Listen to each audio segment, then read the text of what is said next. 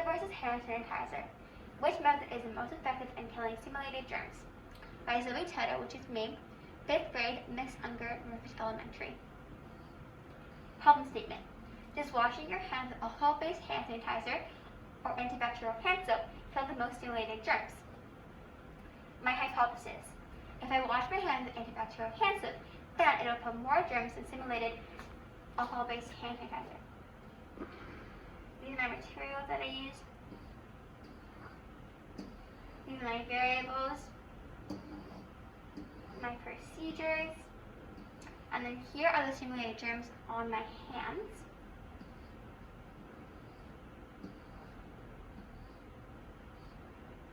Here's my graph, and here's my data table. You can see that not washing my hands at all only killed 0% of the simulated germs. Washing with cold water only killed about 25% of the germs. Alcohol-based hand sanitizer killed 65% of the germs, and antibacterial hand soap killed about 95% of the simulated germs. My results. The results show that in all cases, the simulated germs spread onto everything very quickly, and that simulated germs remain on the fingertips and cuticles. However, the data that represented the most effective method of simulated germ elimination was washing the hands with antibacterial hand soap. It happens to be the recommended method recommended by the CDC and World Health Organization. Conclusion. Overall, this is an important experiment because people assume that the alcohol in the hand sanitizers kills the most germs because the main ingredient is alcohol.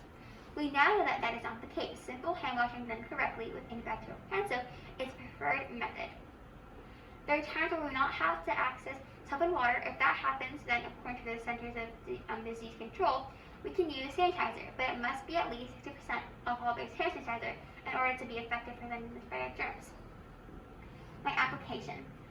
I would also increase the sample of hand cleansers tested to include dish soap, bar soap, and alcohol-free hand sanitizer.